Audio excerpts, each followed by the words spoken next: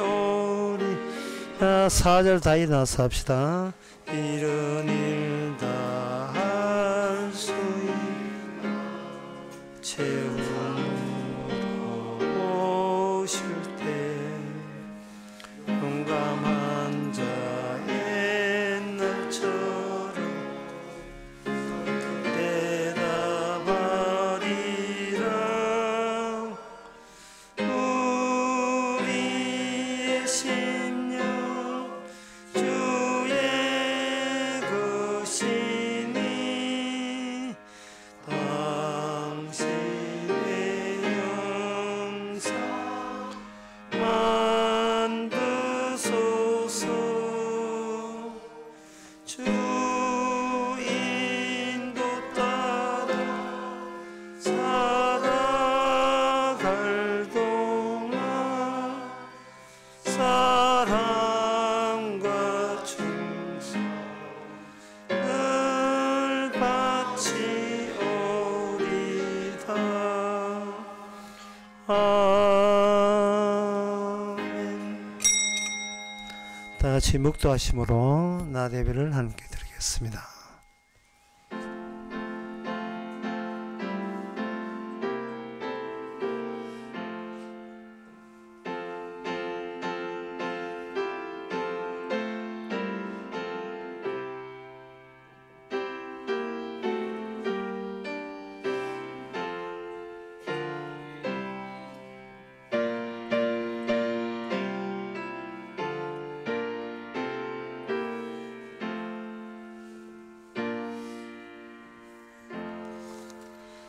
전능하사 천지를 만드신 하나님 아버지를 내가 믿사오며 그 외아들 우리 주 예수 그리스도를 믿사오니 이는 성령으로 잉태하사 동년마리아에게 나시고 본디오 빌라도에게 고난을 받아사 십자가에 못 박혀 죽으시고 장사한 지 사흘 만에 죽은 자 가운데서 다시 살아나시며 하늘로서 전능하신 하나님 옆에 앉아 계시다가 저리서 산자와 죽은 자를 심판으로 오시리라.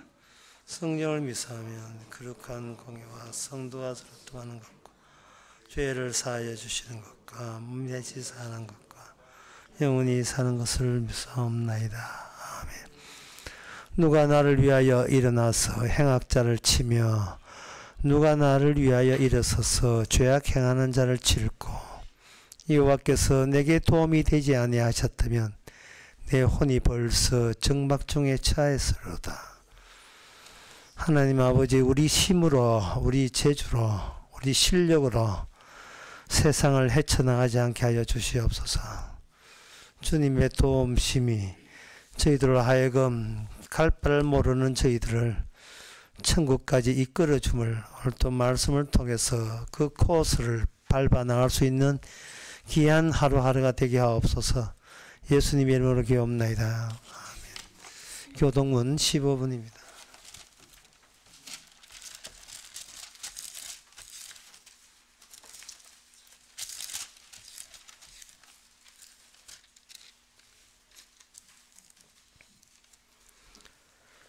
하나님이여 주의 인자를 쫓아 나를 긍휼히 여기시며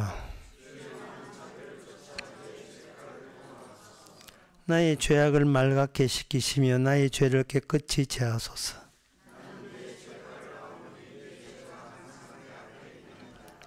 내가 주께만 범죄하여 주의 목전에 악을 행하여 사오니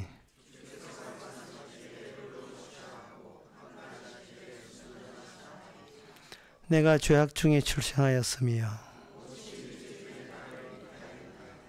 우슬처럼 나를 정결케 하소서. 내가 정하리이다. 하나님이여 내 속에 정한 마음을 창조하시고 아멘. 자리에 앉아서 찬송가 487장 합시다.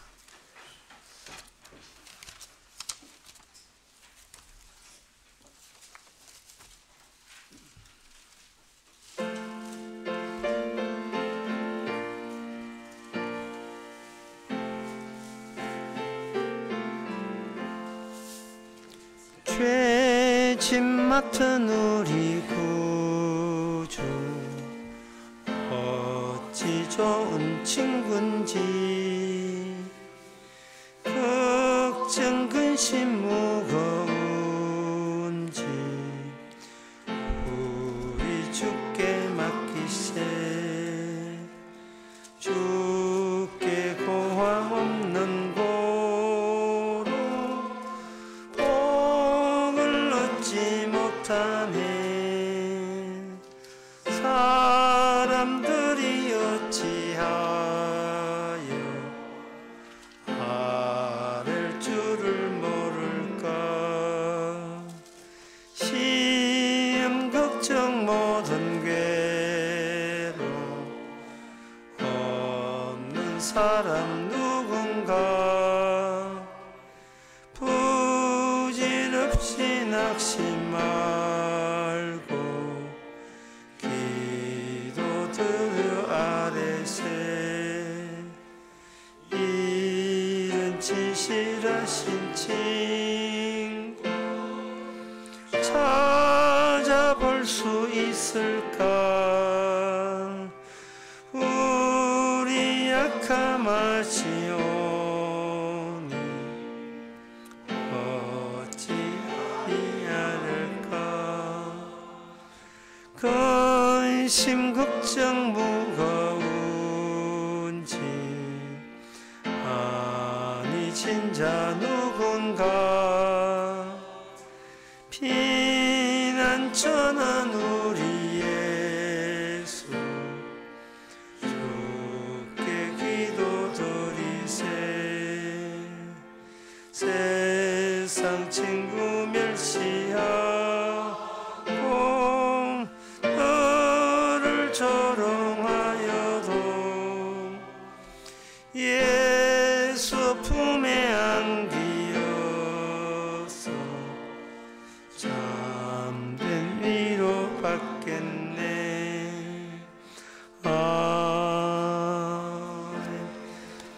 이 시간 다 함께 기도하실 때 최종훈 장로님 기도하시겠습니다.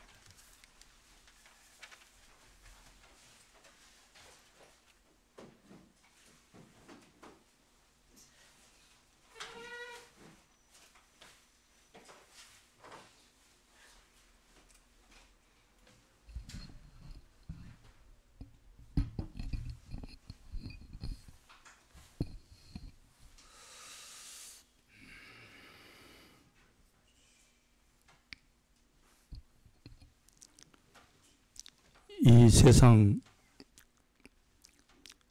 천지 만물을 주관하시며 주재하시는 주님, 이렇게 어쩔 수 없는 저희 죄인들을 오늘도 우리가 주님을 사랑한 것이 아니라 주께서 저희들을 사랑해 주셔서 오늘도 이 복음이 선포되는, 진리가 선포되는 복음 선포의 장으로 저희들의 발걸음을 이끌어 주시고 인도해 주심을 감사함을 드립니다. 그리하여 오늘 선포되는 이 진리의 복음으로 하여금 그 진리를 제대로 잘 소화할 수 있으며 터득이 되어줄 수 있는 은혜를 저희들에게 내려주시옵기를 간절히 바랍니다. 그렇게 되어서 그 내려지는 은혜를 통하여 주님의 긍휼이 여기심을 저희들이 받을 수 있는 이 귀한 시간이 되어질 수 있도록 은총을 내려 주시옵기를 바랍니다. 그 진리로 하여 저희 죄인들이 항상 자유함을 누릴 수 있는 우리 성도의 삶이 되어질 수 있도록 우리 주님께서 은혜를 더해 주시옵기를 바라옵고 모든 것을 주님께 맡기면서 예수님 이름으로 기도드립니다. 아멘.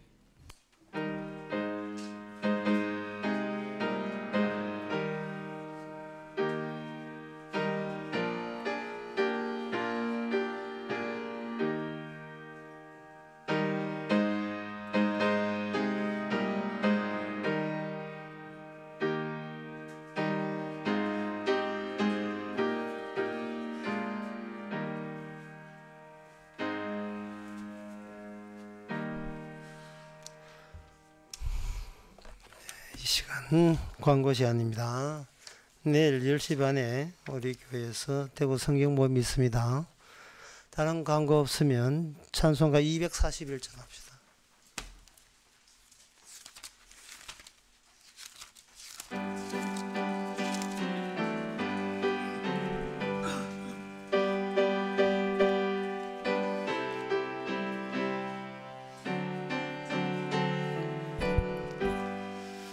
하나님 아버지 주신 책은 귀하고 중하신 말씀일세. 기쁘고 반가운 말씀 중에 날 사랑한단 말 참 좋도다. 주 나를 사랑하시오니 즐겁보다 주사를 사랑하시오니 나는 참 기쁘다. 구속의 은혜를 저버리고 어긋난 딴 길로 가가도 예수의 사랑만 생각하며 곧 다시 예수께 돌아오리. 주 나를 사랑하시오니 즐겁도다. 주 나를 사랑하시오니 자는 참 기쁘다. 구주의 영광을 바라보며 예수의 사랑을 찬양하리. 영원히 찬양할 나의 노래. 예수의 사랑이 귀하다. 주 나를 사랑하시오니 즐겁도다.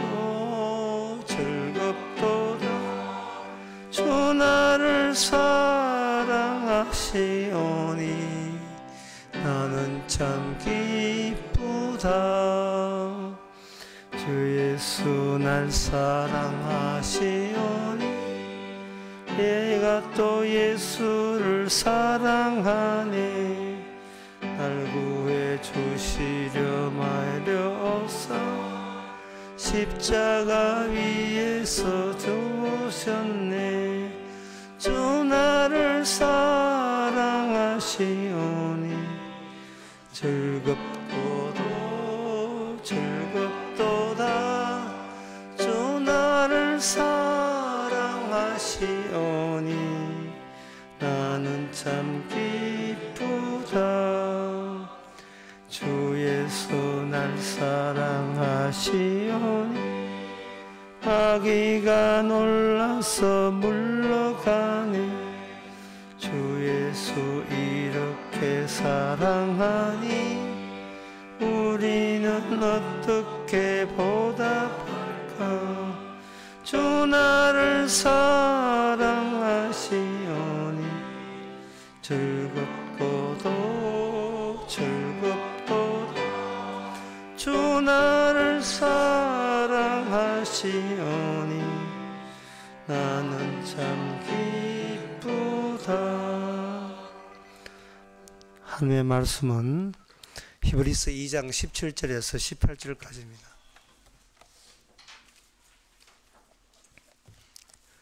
그러므로 주가 범사에 형제들과 같이 되심이 마땅하도다. 이는 하나님의 일에 자비하고 충성된 대제사장이 되어 백성의 죄를 구속하려 하심이라. 자기가 시험을 받아 고난을 당하셨은즉 시험 받는 자들을 능히 도우시느니라. 아멘. 그 시험이라 하는 것은 예수님에게만 그 시험이 있고 다른 사람한테는 시험이라는 것조차가 없습니다. 왜냐하면은 예수님은 하나님의 일을 하시는 분이고, 이 하나님의 일을 하는 데 있어서 예수님을 시험해야 될 존재가 필히 거기에 개입이 되어 있어야 됩니다. 그건 바로 예수님을 시험한 바로 마귀가 유일하게 예수님을 알아보고 방해를 놓으려고 한 거죠. 그걸 예수님이 받은 시험이라고 합니다. 그런데 인간한테는 이 시험이라는 게 없습니다. 왜냐하면 인간은 이미 마귀하고 한패가 되어가지고 마귀 시키는 대로 하는데 그게 무슨 시험이 있을 수가 있어요.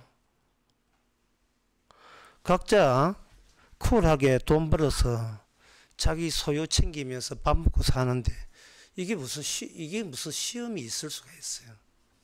시험이라 하는 것은 천국에 가야 될 사람에게만 있지, 천국에 관심도 없는 사람한테는 이 시험 자체가 성립되지 않습니다. 그래서 여기 오늘 본문에 시험이라고 이야기하는 것 자체가 너 예수님의 시험에 같이 받고 있냐라고 묻는 질문과 동일한 질문이 되는 겁니다. 그것은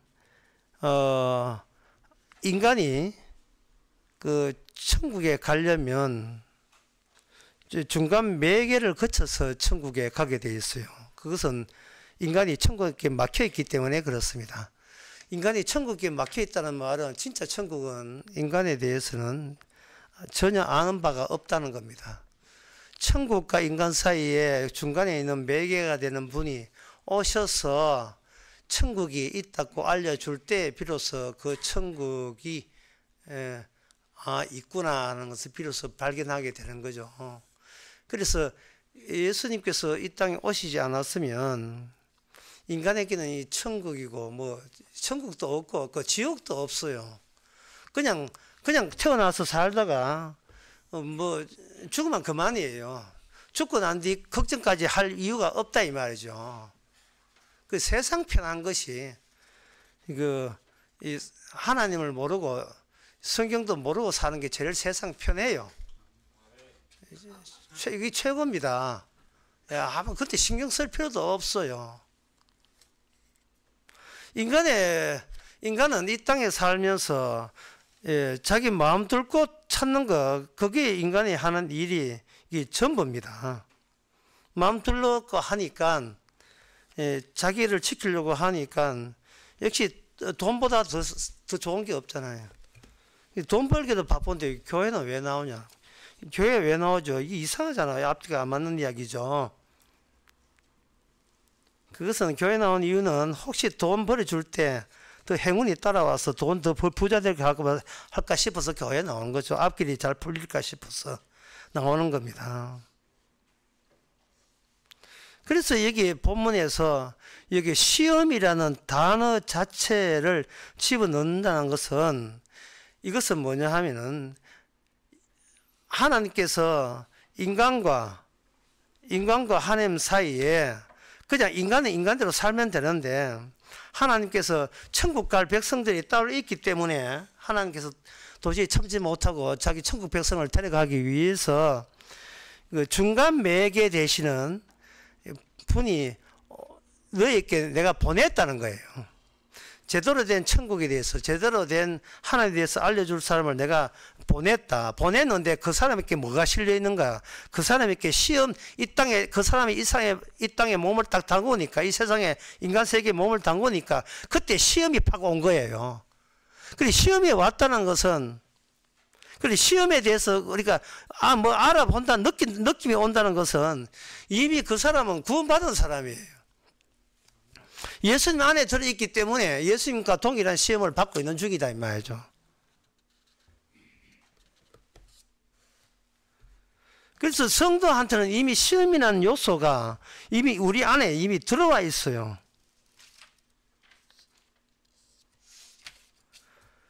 들어와 있는데 뭐도 들어와 있는가? 예수님이 오시기 전에 먼저 누가 들어와 있느냐 하면 마귀도 함께 이 땅에서 들어와서 인간 생애를 장악을 했습니다.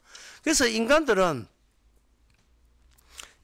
이 땅에서 인간들이 자기 마음대로 살도록 그러니까 방치를 한 거예요. 어차피 그 인간은 마귀의 그 권세를 못 벗어나니까 네 하고 싶은 대로 그냥 살다 죽으면 돼라고 그냥 풀어줬는데, 괜히 예수님이 괜히 오셔가지고 요한복음 15장에 이런 말씀을 하신다고요.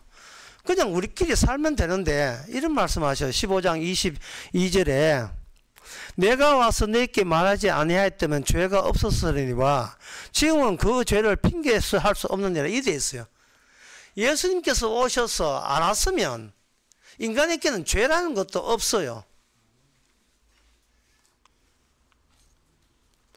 생각해 보세요. 인간은 나쁜 사람, 나쁜 나, 좋은 나 이렇게 자꾸 구분하는데 실은 나쁜 나도 없고 좋은 나도 없고 그냥 나가 있어요.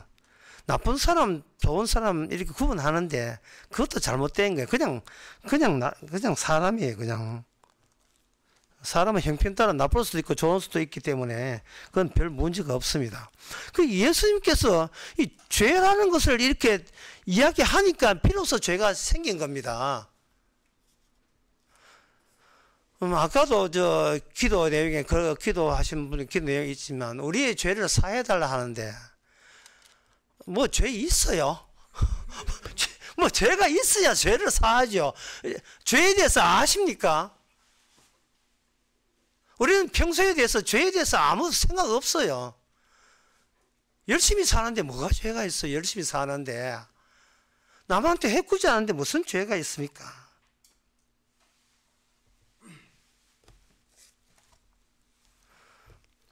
더구나 이 예수님께서 요한복음 15장에서 비로소 내가 죄라고 이야기할 때 죄란 말은 너희들이 말하는 죄는 죄도 속하지 않는 거예요. 그건 죄도 아니에요. 그냥 착한 척 하는 것이지 무슨 죄. 저거는 나쁜 사람이다. 니도 그런 사정 대봐요. 그런 하지요. 그렇게 아무도 남을 죄가 있다고 평하면 안 돼요. 둘 다 사는 형편에 따라서 이럴 수도 있고 저럴 수도 있는 문제이기 때문에 인간은 지 일만 챙기면 살지 남의 일에 간섭할 필요도 없고요. 지나 잘 먹고 잘 살면 그만이에요. 근데 예수님이 괜히 끼어들어서 죄가 있다고 하니까 그 다음부터는 사람들은 죄가 없는데 예수님이 죄 있다 했으니까 인간의 하나의 조치는 딱 하나밖에 없어요. 그 예수님을 죽여버리는 방법 외에는 없습니다. 더구나 예수님께서는 그 인간의 죄를 지적하다가 사람에게 체포돼 가지고 사형당해서 죽었잖아요. 그러면 예수님은 죽었으니까 예수님은 없는 거예요. 그러니까 교회에서 제일 이상한 일이 뭐냐 하면 이미 없어진 사람을 왜 믿냐 이 말이에요. 이게 없잖아요. 있지도 않은데 왜 믿어요? 사람들의 믿음이라는 것은 눈에 띄일 때 믿는 겁니다. 눈에 띄일 때 이게 우리 살아있을 때 믿는 거예요. 추정해도 자기가 마음에 드는 사람이 살아있으니까 추정하기, 죽은 사람을 누가 추정합니까? 뭘 얻겠다고 입이 죽어버리는데. 그래서 교회에서 이미 죽어 없어진 예수님 보고 추앙하고 예수님을 위해서 하는 그러한 발언들, 그러한 소리 자체가 수상하기 짝이 없어요. 예수 팔아먹고 사기치는 게 아닌가를 생각해야 돼요. 없어진 사람, 있지도 않는 사람 거론해가지고 현금 뜯어내는 게 아닌가, 이 교회라는 게. 그런 단체 아닙니까? 예, 살아있는 네 부모나 잘해라. 네 자신한테 잘해야지. 없어지는 예수한테 돈 바치고, 예, 충성 봉사하고, 그게 무슨 그런 짓이 다 있어요, 그래.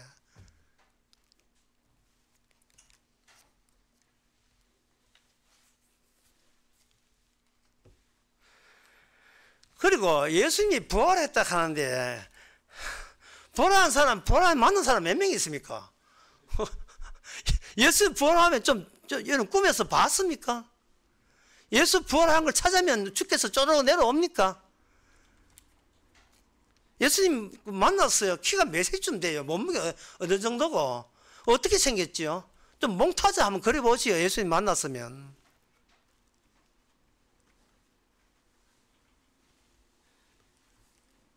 이미 죽어 없는 사람을 교회에 세워가지고 헌금 뜯어내면서 전도시켜가면서 교회 봉사 다 시켜가면서 예수님이면 천당 간다고요. 그게 왜 그게 사기냐 하면요. 그거는 왜 그런 짓을 하느냐. 자기 마음 뚫고 찾으려고 하는 거예요. 자기 마음 편하려고 하는 겁니다.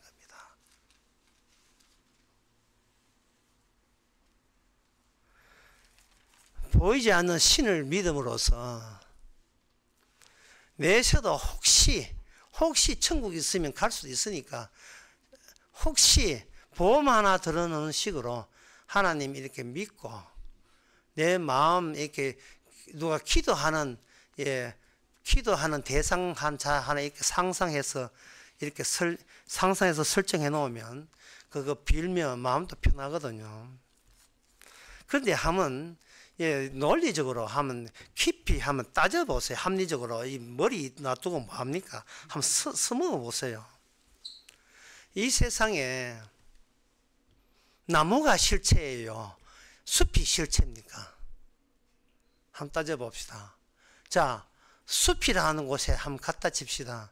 숲에 가게 되면 숲이 보입니까? 숲은 안 보여요. 나무들만 있어요. 교회 가서 하나님이 있다고요. 교회 한번 가보세요. 여기도 교회니까 와보세요. 사람들만 있어요. 하나님 없고 예수님이 아무것도 없어요. 목사도 사람이에요. 그러면 교회를 왜 가느냐 하면은 그 하나 있는 개체 있는 그 사람들에게 서로 마음 놓고 편하고 정답게 이야기하면서 친하게 지내면서 위로받고 또 내 자랑 떠버릴 때 잘 받아주고, 아이고 집사님 잘 됐네요. 집사님 아이고 좋겠습니다. 아이고 집사님, 야 정말 집사님 믿음 좋네요. 예, 이렇게 나를 부추겨주고 칭찬해주고 마음 사와줄 때에 정들 곳 있는 곳이 교회예요. 정들 곳 있고 마음 나눌 수 있고 내 이야기 들어주고 내 아픈 거 다 들어주고, 예, 내한테 관심 가져주고, 그걸 사랑이라 하지 않습니까? 그 사랑이 넘치는, 예? 사랑이 넘치면서, 예, 이게 다 하나님 사랑이고 예수님 사랑입니다. 그렇지요. 집사님 계산하면서, 권사님 계산하면서 서로 편하게 상호 위로해 주는 게 그게 교회예요. 이 세상은 눈에 보이는 게 개체밖에 없어요. 눈에 보는 귀신도 안 보여요. 그냥 없다니까요. 인간의 세계 그뿐이라고요.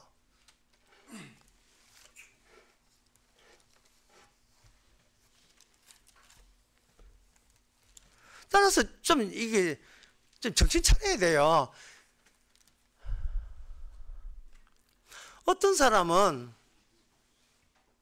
그 방송을 한번 보니까 어떤 아주머니인데요. 이 다단계에 빠졌어요. 다단계에 빠져서 자기 회사는 삼성보다 더 크다는 겁니다. 그래가지고 남편이 제발 다단계 좀 가지 마라. 그거 사기 단체다. 그러니까 그 여자가 하는 말이, 내가 3년 동안 버었는데, 그래, 니 3년 동안 그거 가지고 봉사 충성해가지고 얼마 버렸는데, 지금은 안 버렸지만 조금씩 이게 비축이 되고 누적이 되면 언젠간 목돈 들어온다는 거예요. 벌써 3년 지났어요. 돈 한 푼도 못 벌고요. 그런데 그거 가면 삼성보다 현대보다 더 큰 회사가 자기 회사니까 언제나 목돈 들어온다는 겁니다. 그런데도 그 아줌마는 예, 이혼하면 이혼했지 그 회사, 다단계 회사를 못 버리겠다는 거예요.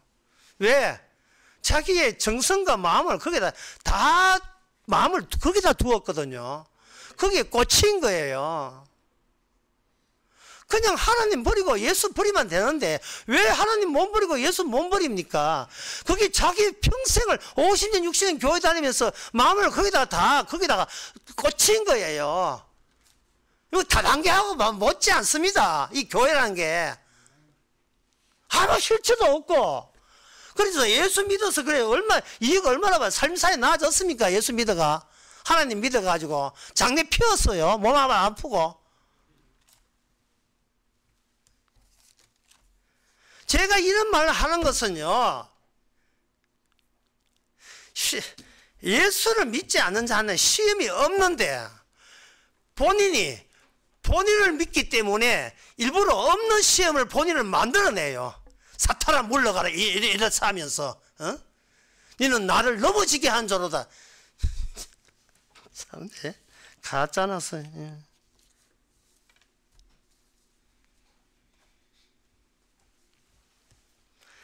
주님은 실체가 없습니다. 실체는 우리 몸뚱아리예요. 그냥 쿨하게 아까도 이제 쿨하게 돈 벌어 생긴 내 거 만들고 그래가 부자 되고 그게 행복이고. 아니 그 인간이 생각할 수 있는 그거 말고 뭐 다른 게 왜 나와야 됩니까? 그것뿐인데 교회 다니는 것은 이런 일을 하는데 행여나 보이지 않는 행운이 찾아와서 내가 하는 일이 좀 도와줄까 싶어서 하나님께서 은혜 주셔가지고 잘 될까 싶어서 다니는 거예요. 그거는.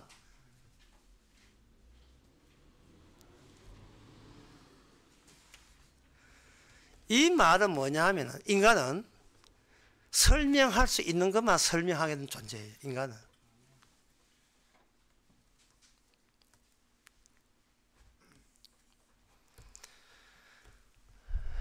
쿠바라는 나라에서 데모를 했는데 진짜 37일 만에 데모를 했는데 그 데모 구호가 뭐냐, 사회주의고 자본주의고 치우고 개념이고 치우고 이념이고 치우고 빵을 달라는 거예요. 우리에게 빵을 달라. 이 국가야. 그러면 국가는 뭐 그런 국민들에게 뭐라 하냐 합니까? 네 빵 왜 국가가 왜 주는데 네 빵 네가 챙겨야지. 네 빵 네가 챙겨야지. 와 국가 보고 달라 하느냐 말이야. 그동안 배급 받아가면서 게을르게 살았으면 대가 받아야지. 이제 와서 국가 보고 빵 내달라. 네 인생이 네가 알아서 책임지면 될 거야. 그동안 왜 국가를 왜 믿었느냐. 국가 하는 이야기 이거예요. 후바고에서. 그동안 니는 니를 믿었잖아. 니는 니를 믿어놓고 이제 와서 누구 탓하냐 이 말이죠. 교회 나온 사람들이 누굴 믿느냐 하면은 하나님 믿는다고요. 그 실체도 없는 걸 왜 믿어요? 인간이 믿는 것은 자기의 믿음과 자기의 기도와 자기의 열심과 자기의 헌금과 신에 대한 충성한 자기 자신을 믿는 거, 그 바깥으로 벗어나지 않습니다. 인간은 자기의 행함을 믿게 돼 있어요. 인간은 자기의 잘남과 자기의 성실함, 혹시 그게 돈으로 돌아올까 봐 싶어서 그거 봐, 나 이 정도 되잖아. 남한테 자랑거리 만들기 위해서 노력한 것 뿐이에요.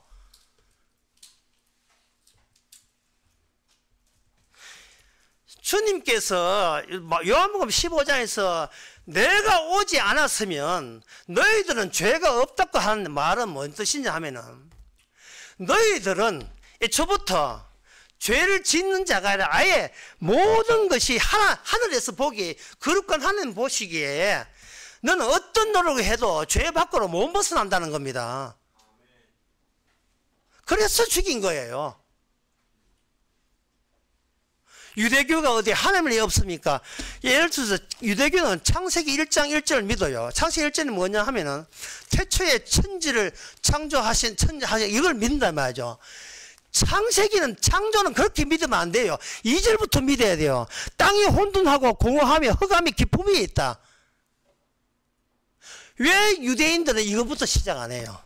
세상이 다 어둡다는 부터 왜 시작 안 합니까? 세상 자체가 하나님 믿는 사람이 단 한 사람도 없다는, 왜 이것부터 왜 시작을 안 하냐 이 말입니다. 오늘 교회가, 교회 다니는 자체가 그게 어두움이고 죄고 시커먼 심보라는 것을 왜 이야기 안 해요? 교회가 창조, 무슨 창조? 하나님 본인을 믿으면서 무슨 하나님을 믿어요?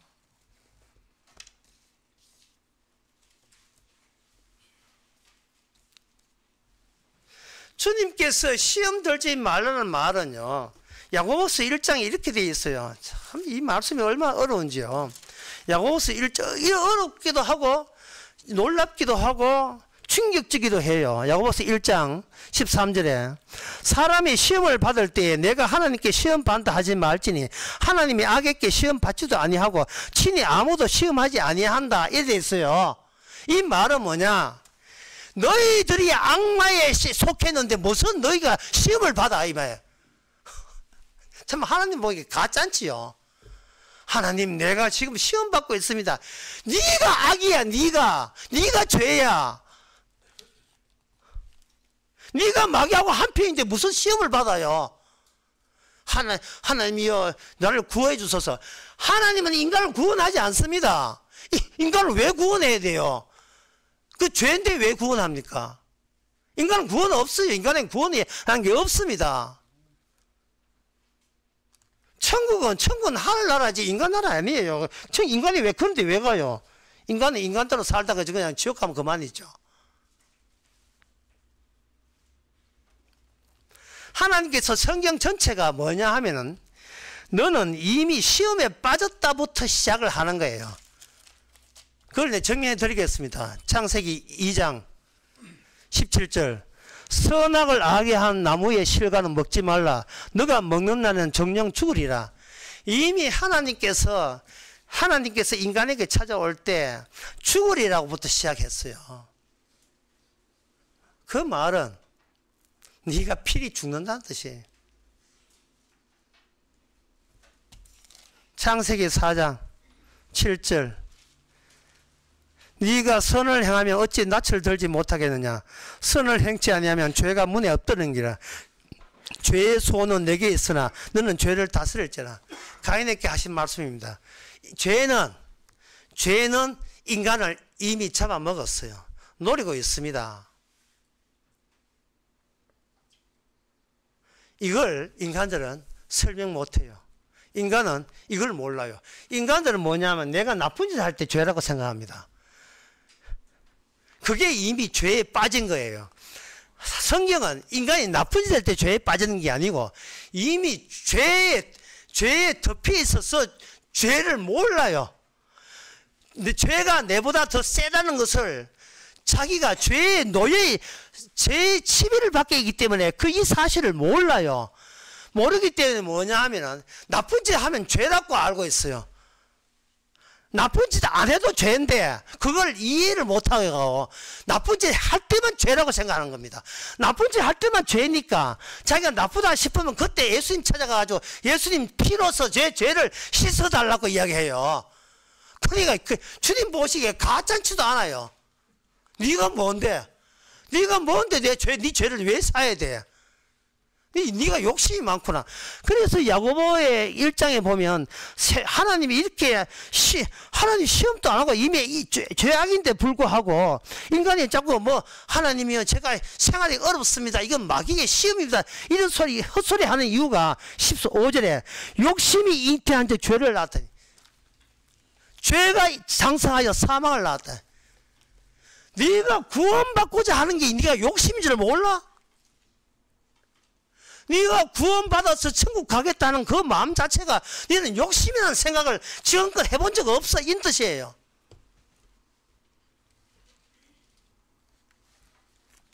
사람은 설명을 해도 자기 이익되는 것만 설명하기 때문에 자기 이익과 상관없는 것은 아예 설명을 안 하려고 해요. 너는 무슨 짓을 해도 죄고 무슨 짓을 지옥 가고 너는 천국은 상관없고 예수님이 오신 것은 너를 죄 있다고 이야기하기 위해서 온 거다. 거기에 대해서 인간이 딱 들어보니까 이게 내한테 이익이 안 되거든요. 이익이 안 되니까 그걸 아예 설명을 안 하려고 해요. 실제 그렇게 있겠어요. 이렇게 이야기한다고요. 그러니까 성경을 아무리 봐도 무슨 뜻인지를 하나도 몰라요. 사회에서 부자 되고 죽어서 천당 가고 두 마리 토끼 다 잡을 생각해. 그 정도는 유대인들이 모를 줄 알았어요. 왜 유대인들이 예수님을 죽였습니까? 유대인들이 설명이 안 되는 것을 예수님이 자꾸 이야기하니까 죽여버린 거예요. 나에게 이익이 안 되는 이야기를 계속하는 거예요. 예수님이 나에게 이익이 안 되는 것을. 마태복음 9장에서 예수님께서 제자들이 와서 제가 예수님을 따르겠습니다 이렇게 이야기했어요. 우리 보기에는 진짜 충성된 제자처럼 보이지요. 예수님이 이랬습니다. 인자는 머리 둘 것도 없다. 나는 머리 둘 것도 없어. 제가 아버지 장례 치르고 따르겠습니다 이렇게 하니까 예수님이 하신 말씀이 죽은 자는 죽은 자로 장례 치르고 너는 나를 그냥 따라. 내가 아버지 어떻게 되든 상관없이 나를 따라. 이런 이야기를 주님이 해대니 누가 예수님을 이해할 수 있겠습니까?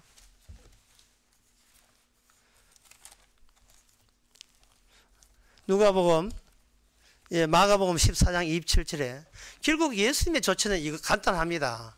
꼭 이 점을 들으세요. 간단합니다. 목자를 치니 양들이 예수님을 버리고 도망치더라. 이거예요. 목자를 치니까 예수님은 그동안 뭔가 긴가 싶어서 예수님 믿어서 천국 가려고 하는 제자들 다 떠났어요.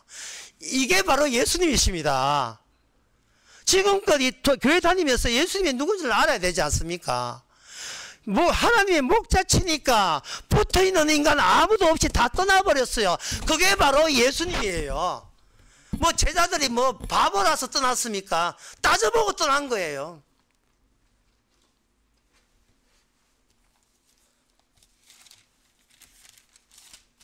시험을 받는다고요.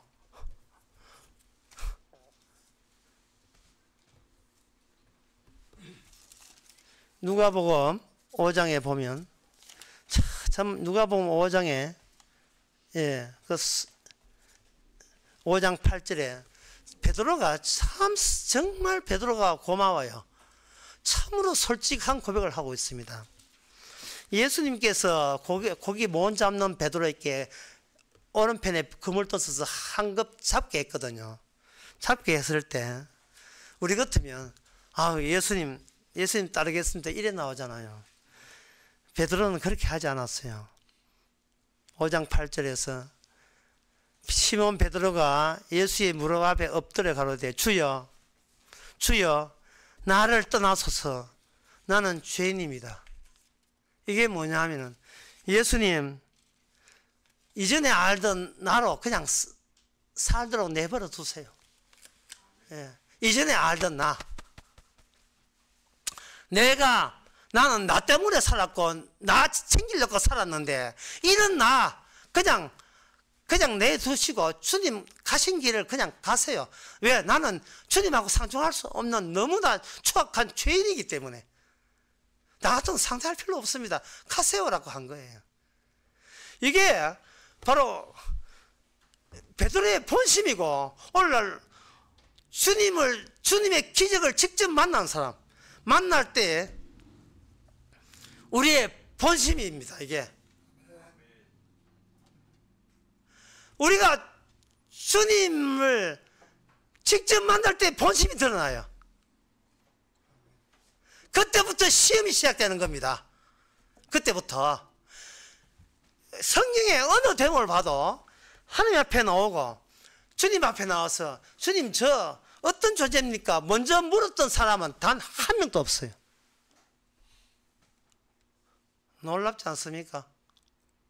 단 한 명도 없고 주님께서 찾아와서 된통을 치니까 질문이 나 누굽니까가 아니라 질문이 바뀌었어요. 주님 누구십니까? 라고 바뀌어요. 그게 바로 사울이라는 사람이 사도행전 9장 5절에서 하신 말씀이에요. 부활하신 주님이 찾아와 오니까 사울이라는 사람이 단박에 나오는 질문이 뭐냐? 주여 누구십니까? 달리 이해하면 내가 설명할 수 있는 당신은 누구십니까? 내가 설명할 수 없는 당신은 누구십니까? 내가 나의 이익과 실익과 내 하나 챙기기 위해서 살아가는 내 인생에 왜 허락도 없이 끼어드시는 분은 왜 누구십니까? 예? 왜 내 인생을 망치러 오신 분은 누구십니까? 사울은 자기 인생에 망치는 기회를 놓치지 않았습니다. 자기 인생이 파괴되는 그 기회를 놓치지 않았어요. 그때부터 사울은 예수님과 함께 시험받는 사람이에요. 주님의 시험에 가담한 사람으로 된 사람입니다. 그게 바로 구원받은 그 상태예요. 그게 구원받은 상태예요. 나는 죄인 중에 괴수다. 이거는 환호성입니다. 이건 환호성이에요.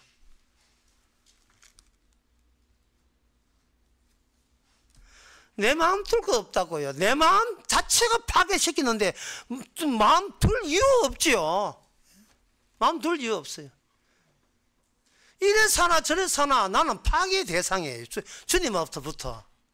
내 마음 내 인생 있으면 안 되지요. 그게 주님 보시기에, 주님의 암호 보기에 그게 바로 악이기 때문에, 죄이기 때문에, 그게 마귀의 장난이기 때문에, 내 마음이 어떠니, 행복하니, 이런 거 있으면 안 되죠. 그 파괴돼야 마땅하죠.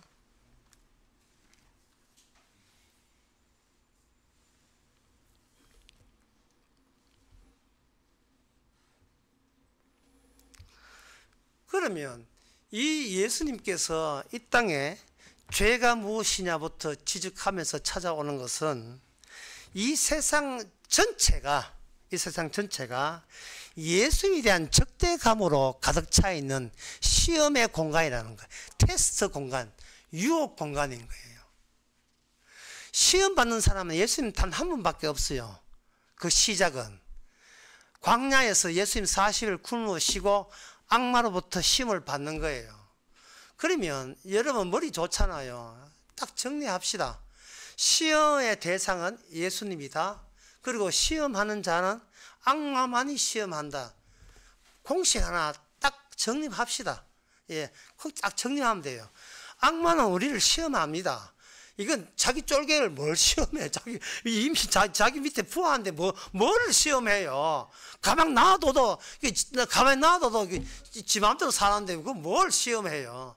어떤 자만 시험하느냐 하면은 내 마음대로 살다가 주님 찾아와가지고 예수 안으로 이미 들어온 자가 되는 그 순간 악마는 니도 한번 당해봐라. 그때부터 시험하기 시작하는 거예요.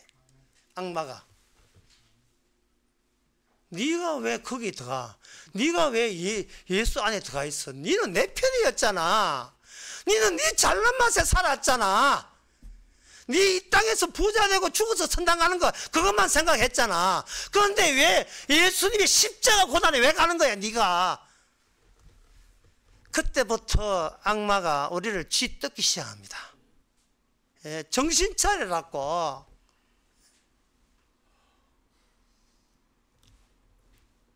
좀 적당히들 좀 해라. 적당히들. 네 실력 챙겨야지. 예수도 믿고 인생 풀리고 둘 다 챙겨야지. 왜 거기가 빠지냐? 처음에 욥도 2개 다 챙겼어요. 하나님 잘 믿고 부자 되고 자식들 10명 다 되고.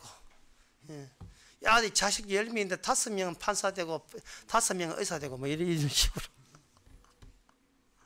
다 잘 됐죠. 욥은 그 자식들이 행여나 우쭐대고 잘 됐다, 세상에 지도층 됐다, 우쭐댈까 싶어서 욥이 하는 일은 자식들 해서 밤낮으로 기도하면서 내 자식들 어디에 가더라도 죄 짓지 않고 하나님의 영광 돌리고 빛과 소금이 되고 교회가 없었지만 교회가 국가를 위해서 훌륭한 일꾼이 되어서 야 하나님 믿는 사람 저렇게 복 받는구나 이런 것을 그런 사람 근데 목시니까 또 부흥사 같이요. 이런 식으로 살아가서 영광만 돌리도록 얼마나 간절히 기도했잖아요. 욥은 그 기도가 악마의 시험 든 기도인 줄 상상도 못했어요. 그게 죄가 된 줄 상상도 못했어요. 내 새끼 내 자식 잘 되게 하는 게 그게 죄인 줄 몰랐어요.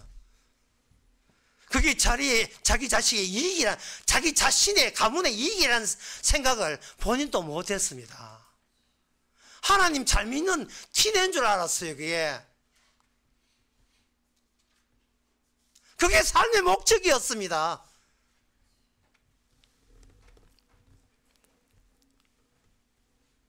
하나님께서 하늘나라에서 마귀하고 이야기합니다. 어이 마귀야, 예, 요 믿음 좋잖아. 마귀가 얼마나 잘 아는지.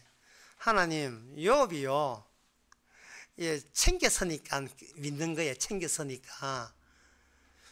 예, 아무것도 없어 보세요. 욕합니다. 예, 왜? 마귀, 네가 왜 그 장담하냐? 내가 인간을 장악하고 있거든. 내가 모든 인간의 마음을 내가 장악하기 때문에 내가 인간의 마음이 어떤 식으로 움직이는지를 내가 너무 잘 압니다.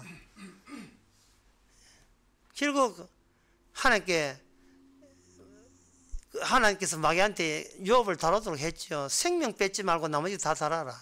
재산 다 뺏었고요. 건강 다 뺏었으니까 드디어 욥이 자기 본색이 드러났죠.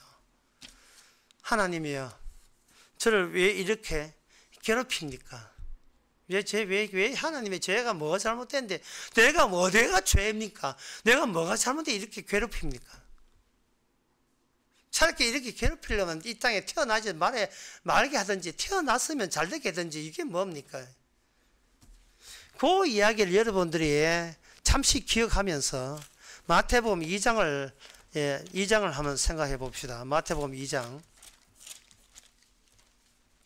17절. 2장 16절부터 보면 헤롯이 박사들에게 속은 줄 알고 베들레헴과 그 모든 지경 안에 있는 산의 아이들을, 베들레헴 그 동네에 2살 밑에 아이들에게 그때를 표준하여 2살 밑에 애를 다 죽였습니다. 이에 선지자 예레미야로 말씀하신 바, 라마에서 슬퍼하며 크게 통곡하는 소리가 들리니 라헬이 그 자식을 위하여 예곡하는 것이라. 그가 자식이 없으므로 위로받기를 거절했다. 2살 밑에 애 다 죽였습니다. 그 엄마의 아픔과 상처가 이게 해소될 수 있을까요? 인간들은 설명하는 것만 설명해요. 눈에 보이는 것만 전부입니다. 헤롯이라는 이 몬떼먹은 이 독재자가 우리 애를 죽였는데 왜 하나님 그러한 불의를 보고 그냥 참고 있습니까? 하나님. 인간들은 내 애가 얼마 전까지, 어제까지 있었던 애가 오늘 경찰이 들어가서 애를 잡아서 죽였다는 이 사실, 이게 눈에 보이는 이 사실, 이 실체, 여기에 대해서 인간은 설명을 해요. 왜? 눈에 보이니까. 그런데 인간은 그렇게 자식까지 잃어가면서 뭐를 설명 못하냐 하면, 이게 다 아기 예수를 살리기 위한 하나님의 조치인 것을 인간의 입으로 설명이 안 돼요. 아기 예수는 중요하고 내 자식은 안 중요합니까? 하나님께서 아브라함에게 네 자식을 바쳐라 했잖아요. 아브라함께 이야기했는데 오늘 우리 보고 이야기한다고 합시다. 아무개야, 네가 모리아 산에 가가지고 기돈에 가가지고 네 자식 바쳐라. 그때 우리에게 일어나는 마음은 뭐냐 하면, 아무리 하나님이 하나님이라도 내가 자식을 이만큼 소중히 아끼고 산다는 그 심정을, 그걸 알아줘야 사랑의 하나님이지. 이것마저 뺏어가는 하나님이, 이게 무슨 하나님이냐 이 말이죠. 하나님은 나를 왜 파괴 못해서, 하나님께서 아주 예를 쓰고 있는 것 같아. 하나님께서 나를 파괴 못해서. 그러면 하나님이 이야기하죠. 네가 뭔데 내가 널 왜 파괴 못해? 네가 뭐라도 됐냐? 됐어? 네가 뭐 대단해? 내가 파괴하면 파괴하는 것이지, 뭐 내 자식, 내 남편, 내 아내, 그런 게 어디 있어 내 앞에서. 내가 바치라면 바치지. 예? 요한복음 15장에서 예수님이 너는 죄라 하면 그냥 죄예요. 참 너무 간단해서 말이 안 나와요. 정말 너무 간단한 거예요. 자, 하나님의 뜻을 제가 미리 말씀드리겠습니다. 하나님의 뜻은 뭐냐 하면은 인간이 어떤 행동과 상관없이 천국 보낼 자를 천국 보내고 지옥 보낼 자를 지옥 보냅니다. 이게 기분 나빠요. 이게 기분 나쁘냐 이 말입니다. 내가 죄를 지었든 안 지었든 봉사하든 안 하든 돈을 내든 관계 아무 상관없어요. 내가 뭐 교회 나왔든 그것도 상관없어요. 천국 보낼 자를 천국 보내고 지옥 보낼 지옥 보냅니다. 그런데 문제는 내가 그러한 조치에 대해서 설명을 할 수가 없다는 거예요. 합리적인 설명을. 납득가도록 설명이 안 된다는 거예요. 그러면 설명 안 되는 이유가 뭐냐? 주님 보시기에 우리가 악마로부터 시험받고 있기 때문에 설명이 안 되는 거예요. 악마 안에 죄로 잠기기 때문에 설명이 안 되는 거예요. 딱 주님 찾아와서 주여 누구십니까? 하고 한 방 치니까 나는 천국 보낼 자를 천국 보내고 지옥 보낼 자를 지옥 보낸다 하니까 아 그렇구나, 바로 그거였구나 라고 유레카 환호성을 올리는 거예요. 그동안 나는 내한테 꽁꽁 묶여서 살았구나. 내 마음 내 행복에 묶여 살았구나. 나는 내 믿음 안에 묶여 사는 게 믿음이 족쇄였던 거예요. 내 소망과 내 사랑 족쇄였던 겁니다. 내 열심의 족쇄였던 거예요. 그걸 나를 꽁꽁 묶게 만들었던 거예요. 그게 죄였던 겁니다. 내 믿음 가지고 구원받겠다는 게 이게 천하의 몹쓸 죄인 것을 이제서 주님 찾아오니까 아는 거예요. 주님한테는 믿음도 소용없고 소망도 소용없고 사랑도 소용없고 봉사도 소용없고 교회 충성도 소용없고 헌금도 소용없고 아무것도 소용없어요. 주님은 주의 말씀이 우리 안에서 친히 작동하면 그걸로 끝난 거예요. 그걸로 끝이에요. 내가 말씀 지키려고 하니까 이게 뭐냐? 이게 계속해서 마귀의 놀이개감이 된 거예요. 내가 말씀 지키려고 하니까. 이 성경 말씀은 어느 말씀도 내가 지킬 말이 하나도 없어요.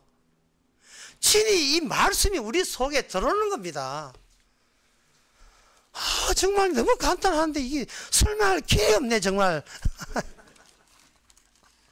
요한 1서 2장 14절 성경이 요한 1서 2장 14절 이 성경이 다 나오는 이야기거든요.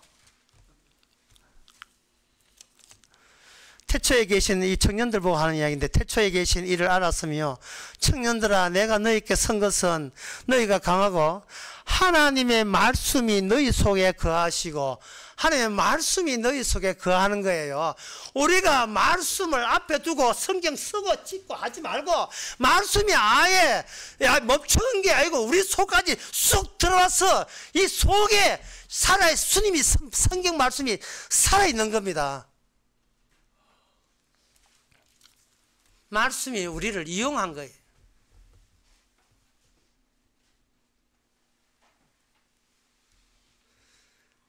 선악과 속에 주님의 눈동자가 더 있어가지고 선악과 나 떼먹나는 너 정령 죽으리라 이 말은 누구든지 나를 사랑하는 자는 저주를 받으리라 하는 그 말씀이 선악과 속에 이미 들어있다고 봐야 돼요. 나를 사랑하지 않는 자는 저주를 받으리라 하는 그 말씀이 예수님이 작게 해가 선악 안에 딱 들어있다고 생각하면 굉장히 알기 쉬워요. 해서 나를 먹는 자는 정령 죽으리라. 그것도 모르고 아담 하와는 과일 하나 따먹는 줄 알았어요. 말씀을 따먹는 걸 생각 못하고 말씀을 따서 없애버린다는, 말씀을 없애버리면 누가 돛대가 되고 누가 추가 되냐 하면 내가 스타가 되고 내가 신이 돼요. 우리 배후에는 누가 있느냐? 악마가 그걸 시킨 거예요. 먹어라. 네가 먹으면 네가 신이 된다.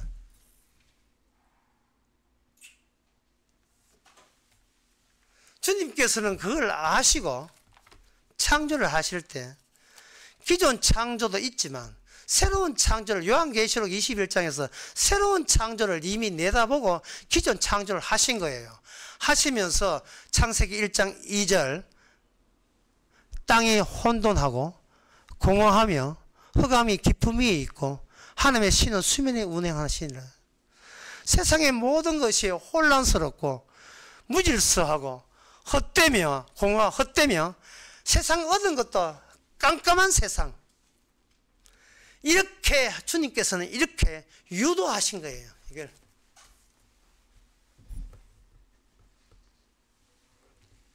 인간들은 자기 자신밖에 모르거든요. 그러니까 내 거울 빛에 비춰보니까 내가 여기 실체가 여기 있는 거예요. 아, 그러니까 나는 실체가 있구나. 있으니까 이 실체를 어떻게 내가 관리해야지 이래 되는 거예요.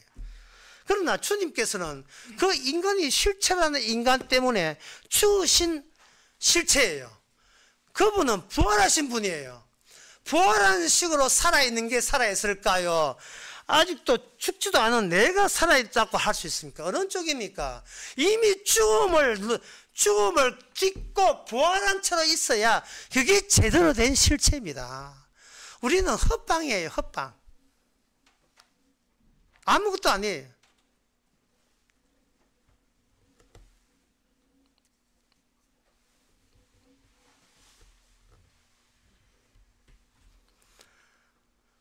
세상에 이 악마들이 인간을 시험하지 않죠. 성도를 시험하죠. 이 미혹하는 거예요.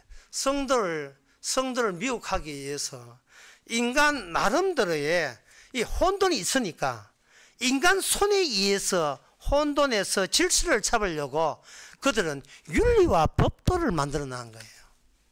윤리와 법도. 그래서 나오는 그 악마가 우리한테 시킨 것이, 평생 시킨 것이 뭐냐면 매사에 제대로 선택하라는 것을 악마가 우리에게 가르쳤던 거예요. 너의 올바른 선택이 너의 미래를 결정한다. 매 순간 선택이에요. 나랑 밥 먹을래? 나랑 죽을래? 이런 선택. 이 소지섭이가 한 선택이죠. 이런 선택을 매일같이 하는 겁니다. 그러면 선택을 하는데 어떻게 선택하느냐? 네 어느 것이 착한 일이고 어느 것이 악한 일인지 선택하라는 거예요. 그러면 이미 선악과는 따먹었죠. 이미 이 악마편이 됐다 이 말이죠. 따먹었지. 그 선악 지식이 뭐냐? 선은 이것이 선이고 이게 악이니까 나는 악을 버리고 선을 택하겠다는 속으로 인간은 선택하는 거예요. 왜? 그래야 거룩하신 하나님 비스무리하게 자기가 한 신 같은 존재가 되니까요. 그래서 만든 영화 중에 하나가 마동석 영화예요. 범죄 도시 1, 2, 3, 4. 근데 마동석 영화를 보면서 참 이게 이제 복음적이다는 생각이 드는 게 마동석의 영화에 1, 2, 3, 4마다 전부 다 빌런들이 다 나와요. 악인들이 나온다고요. 그런데 악인도 나오는데 그 악인들 중에 어느 것이 다 지독한 악이냐 질문을 할 필요 없어요. 왜? 마동석 앞에서는 그놈이고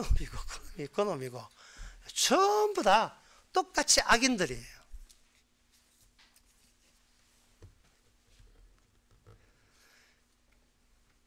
그러니까 인간은 그런 영화를 보면서 자기가 마동석 편에 서보는 거예요.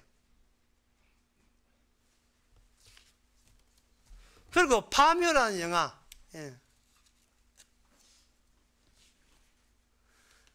거기에 귀신 잡는 사람 나오거든요. 귀신 잡아야 된다는 이유가 어디 나오냐 하면은 창세기 오늘 1장 2절 몇 절이야 하면 모르겠습니다. 또 하겠습니다. 땅이 혼돈하고 공허하며 흑암이 깊음 위에 있고 이 세상이 모든 혼란스러우니까 내 한 몸 살기 힘들거든요. 그러니까 하나님이요 좀 도와주셔가지고 이 땅에 악인들 좀 없애주시고 사기꾼 없애주시고 전세 사기 같은 거 좀 없애주시고 좀 질서 있게 착한 사람만 살 수 있는 세계, 마음 고운 사람만 살 수 있는 그런 세계를 제발 해달라는 것이 인간의 이미 이 죄악된 세계, 악마의 세계에서 인간의 소원이 그것뿐이에요.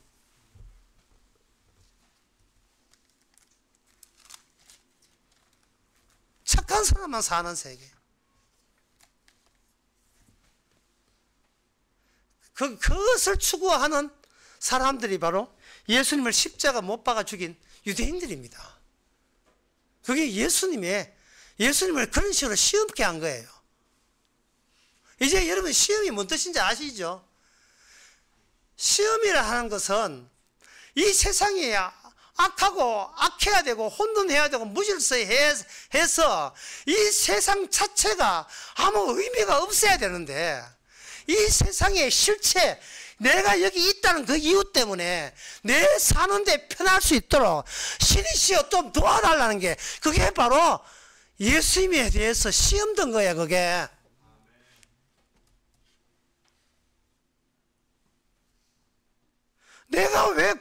내가 왜 편하게 살아야 됩니까? 내가 왜 행복해야 돼요? 무슨 권리로? 뭐 잘했다고요 우리가?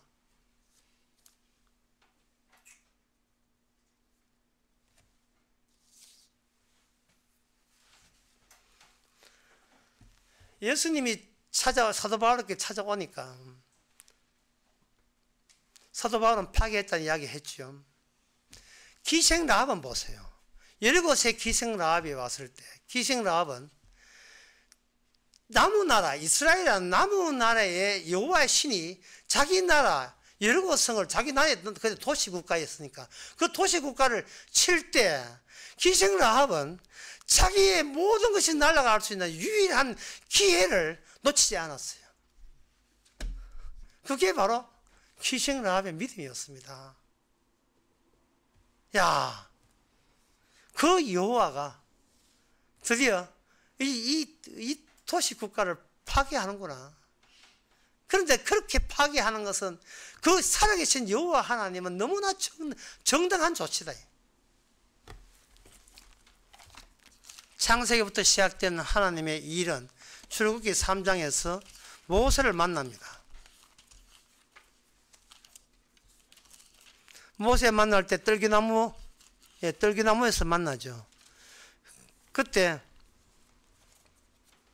주님께서 모세 만나고 제일 먼저 하는 이야기가 신발 벗으라는 거예요. 신발 벗어. 너는 더럽고 나는 거룩해. 그냥 신발 벗어. 직접 찾아왔을 때 모세가 듣는 말은 그거였습니다. 너는 이 더 이상 네가 주인이 아니다.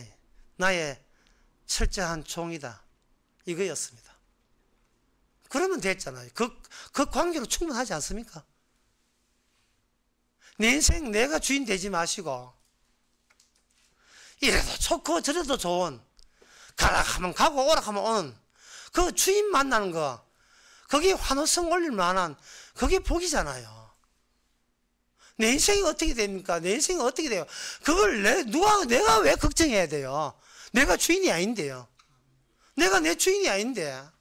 아니 또 내가 내 주인인 것처럼 그렇게 느껴지십니까? 그리고 난 뒤에 모세는 광야에 갑니다. 40년 동안 모세는 백성들한테 넉 달 당하고 시험을 당해요. 그래서 모세는 더 참다 못해 백성들에게 이야기합니다. 나만 가지고 왜 그래? 이건 내가 한 거야. 내가 한 거 아니야. 왜 자꾸 나만 붙들고 왜 그래?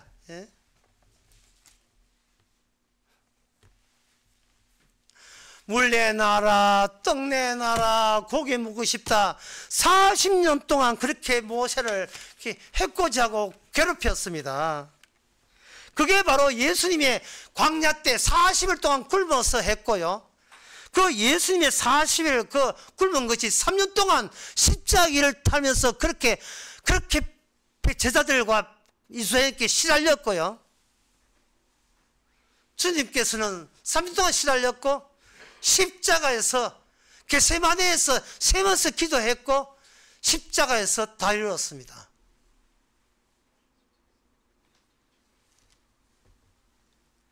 공허하기 짝이 없는 인간들이 자기 몸이 전부인 줄 알고 실체인 줄 알고, 실체는 따로 있는데 인간은 생명도 아닌데 지가 생명을 얻어야 될 사람인 줄 알고 착각한 거예요.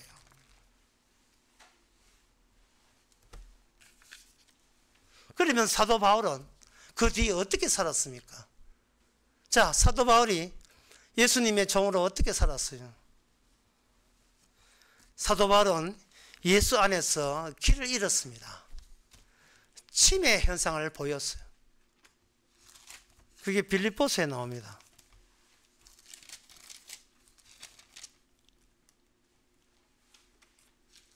빌립보서 4장 12절.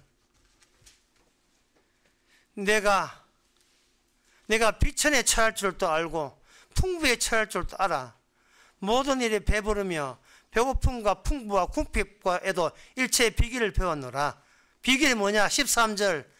내게 능력 주신 자 안에서 내가 모든 것을, 모든 시잡지 않는 일, 모든 어려운 일, 모든 것을 다 군소리 하지 않고 할 수 있게 얻었나이다.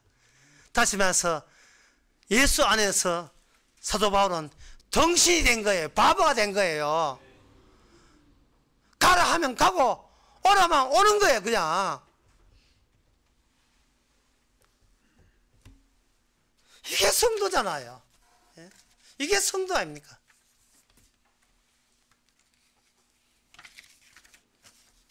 하지 말로부터 시작된 주님 지식이 이제 주님한테는, 사도 바울에게 이것 하라, 하라로 나가는 거예요.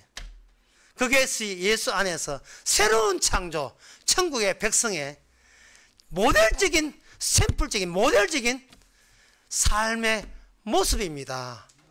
나를 위해 살지 말고 나를 위해 죽었다가 살아나신 주님을 위해서 살아가시기 바랍니다. 기도하겠습니다. 하나님 아버지, 거짓말로 일관하면서 교회 다니면서 믿지도 않으면서 믿는다고 우기면서 자기를 속여서 가며 살아온 우리, 그 다 원인이 하나님을 이용하는 데 있음을 깨닫게 해주시고, 마귀가 우리를 그렇게 엉망진창으로 만들어버렸다는 사실도 깨닫게 해주셔서 이러한 죄인 중의 괴수를 그만두지 아니하시고 찾아오셔서, 그게 바로 죄라고 지적할 때 비로소 우리 자신이 구원받은 것을 깨닫는 저희들 되게 하옵소서. 예수님의 이름으로 기도합나이다. 아멘. 다 같이 일어나셔서 찬송가 241장 합시다.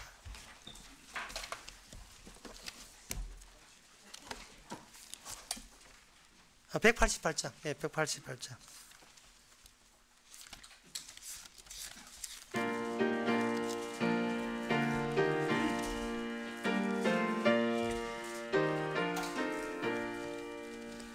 안새 반석 열리니 내가 들어갑니다. 창에 허리 상하여 물과 피를 흘린 것 내게 효염되어서 정결하게 하소서. 내가 공을 세우나 은혜 갚지 못하네. 쉼없이 힘쓰고 눈물 근심하느나 구속 못할 죄인을 예수 홀로 속하네. 빈손 들고 앞에 가 십자가를 붙드네.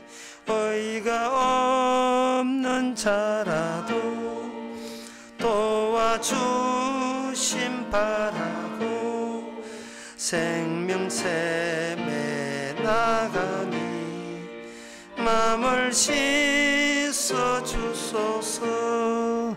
살아 생전 숨쉬고 주고 세상 떠나서 거룩하신 주 앞에 끝날 심판 당할 때 만세 반석 열림이 내가 들어갑니다.